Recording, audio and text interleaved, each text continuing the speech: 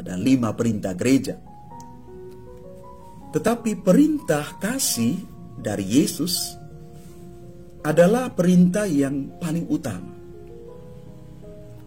Dan tujuan perintah kasih adalah supaya kita diajak berjuang menuju kepada kesempurnaan.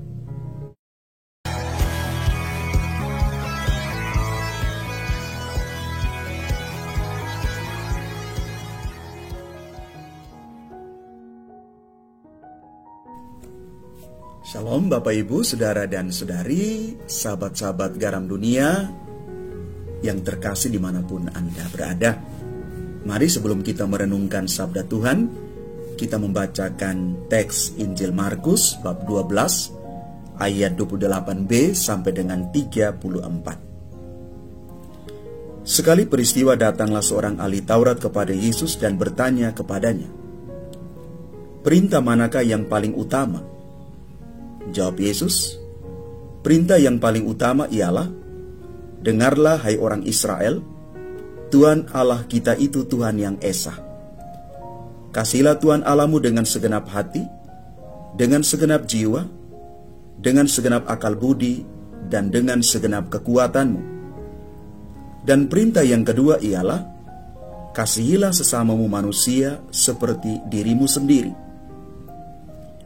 Tidak ada perintah lain yang lebih utama daripada kedua perintah ini."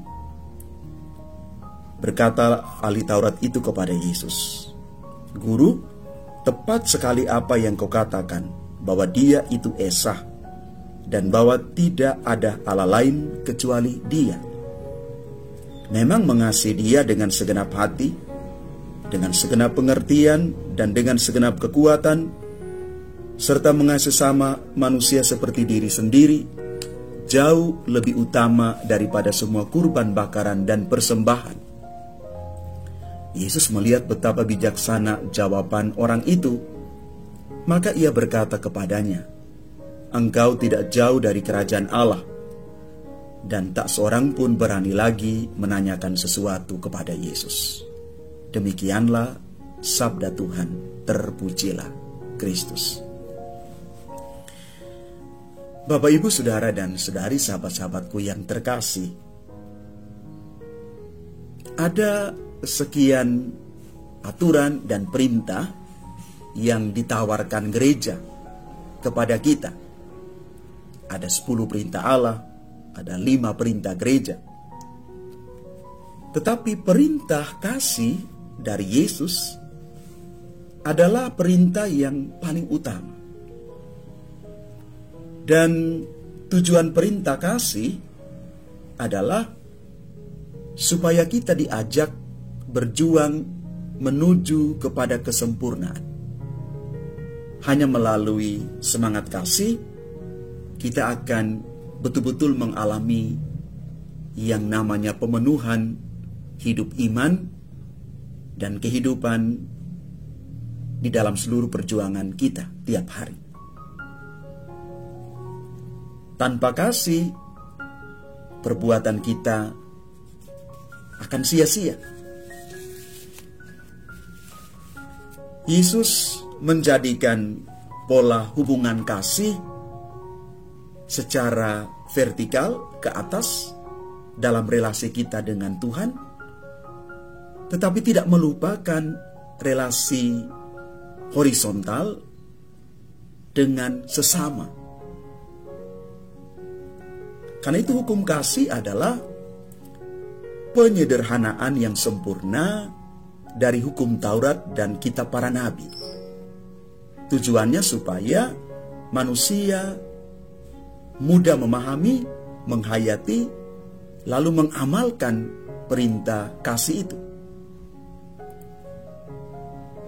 Mengasihi Tuhan dengan segenap hati artinya kita menyerahkan segala proses pemikiran, perasaan, dan juga keputusan hanya kepada Tuhan, supaya dituntun dan digunakan demi tercapainya kehendak Tuhan.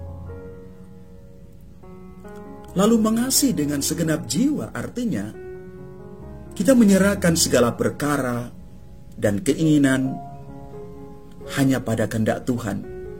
Kehendak Tuhan sajalah yang terjadi atas seluruh hidup kita. Bapak, Ibu, Saudara, dan Saudari yang terkasih, mari kita belajar setiap hari untuk mengasihi Tuhan dan juga mengasihi sesama kita,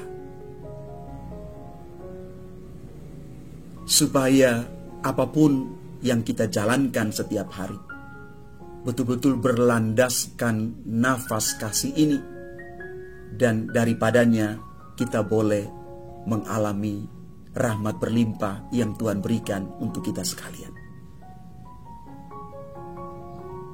Mengasihi Allah dengan segenap hati dan mengasihi sesama seperti diri sendiri, itu jauh lebih utama daripada semua kurban bakaran yang kita persembahkan.